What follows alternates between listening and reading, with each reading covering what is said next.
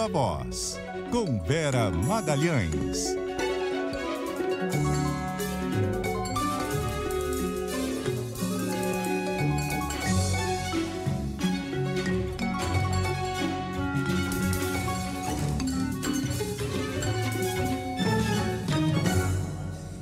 Vera?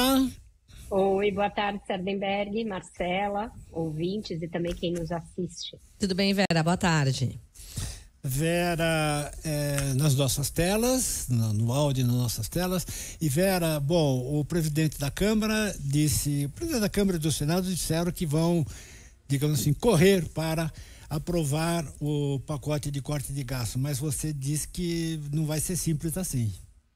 Não vai ser tão simples, Sardenberg. Principalmente não vai ser simples, porque já caiu por terra a operação casada que o governo quis fazer, né?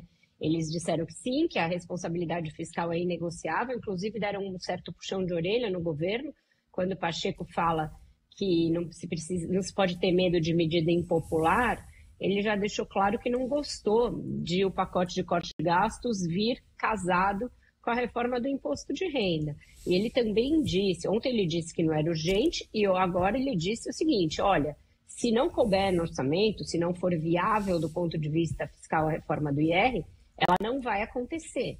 Então ele está jogando um pouco de um balde de água fria naquela ideia do governo de fazer algo popular casado com o que ele considera impopular, que é o ajuste das despesas e das contas públicas.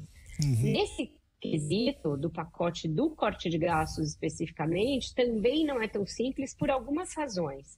A primeira delas é que você vai juntar muitas medidas em uma PEC, medidas que nem todas elas são palatáveis ao Congresso e nem todas elas são passíveis de passar sem que o Congresso tente colocar uns 10 jabutis em cada uma delas.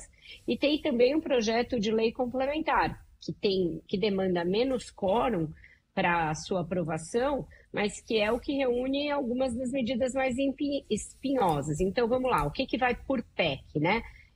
Diz o governo que vai ser uma PEC só. A mudança no abono salarial, a mudança no Fundeb, que é o Fundo Nacional de Educação Básica, a mudança na DRU, que é aquela desvinculação de receitas da União, e os subsídios para o Fundo Constitucional do DF. Então, tudo isso vai integrar uma mesma PEC. E a PEC, para ser aprovada, ela precisa de 308 votos na Câmara e 49 votos no Senado. É um quórum maior do que a maioria, um quórum de 3/5. E ela precisa que seja aprovada pelas duas casas sem alteração. Então, aquele ping-pong, em que sofre alteração numa casa, volta para outra. Então, não é algo simples, não é algo rápido e que mistura todos esses temas, cada um deles espinhoso e cheio de lobbies em torno deles. O outro, o PLP, o projeto de lei complementar, que aí demanda só maioria absoluta, ele vai incluir as mudanças nas regras de reajuste do salário mínimo e do Bolsa Família e também quem tem direito a acessar o BPC, que é o benefício de prestação continuada. A mudança de regra de benefícios previdenciários dos militares também vai nesse PLP. Então, esse daí é teoricamente mais fácil, porque precisa de menos votos, mas é onde se concentram os lobbies mais poderosos, inclusive o dos militares. Então, nada disso é de simples aprovação. Tudo vai demandar muito debate e a gente está a pouco mais de um mês do fim do ano. E esse fim de ano costuma ser marcado no Congresso pela votação do orçamento. Então, vamos ver como é que vão casar as duas coisas, como a proposta orçamentária do ano que vem já vai ser impactada pelas medidas aí de adequação do arcabouço fiscal, e se o Congresso não vai aproveitar, e eu já digo que vai, para tirar o atraso das emendas que ficaram represadas todo esse tempo, justamente dando ao governo a aprovação dessas medidas. Então é aquele barato que sai caro. Você quer fazer economia é tipo a Black Friday, você vai atrás de uma televisão e percebe que o preço, na verdade, está maior. Você quer fazer corte de gastos, mas o que você vai despender em emendas para esses parlamentares que ficaram um tempão com a torneira fechada, também vai representar um gasto extra nesse fim de ano, Sardenberg. que já tem um déficit, até aqui, a gente estava noticiando agora há pouco, o déficit do governo até outubro, ele é de 56 bilhões de reais, quer dizer, está acima da meta.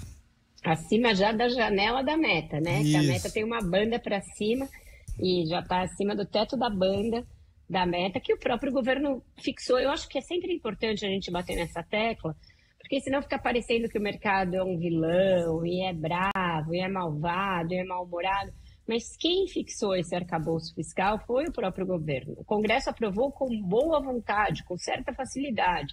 E o mercado, apesar de o arcabouço desde sempre ter fragilidades que todo mundo apontava, né, ter essa questão de que ele focava muito no aumento de arrecadação e muito pouco no corte de gastos, ele foi aceito pelo mercado num primeiro momento. Foi dada uma carta ali de confiança para que o governo cumprisse. E o ministro Haddad, no primeiro ano, gozou de uma boa interlocução com esse mesmo mercado e a confiança era alta. A coisa começou a desandar quando o próprio governo começou a demonstrar que ia mudar as metas que ele mesmo fixou, que as despesas obrigatórias estavam fora de qualquer controle, que ele não tinha mais a mesma interlocução do início com o Congresso. Então, as coisas têm que ser olhadas em perspectiva, senão a gente cria uma narrativa de heróis e vilões e não entende direito por que o dólar passou de 6, por que a bolsa caiu e etc, né? Exatamente. Bom, e você falou um mês até o final, mas na verdade são 3 semanas, né, de funcionamento efetivo. Tá certo. Exatamente. Vera Magalhães, obrigado, Vera. Até a semana. Até a semana, um ótimo jornal para vocês. Até mais tarde com o resumo dessa semana cheia de notícias no Viva Voz do Ponto Final. Lotada de notícias, Vera. Um beijo para você. Até.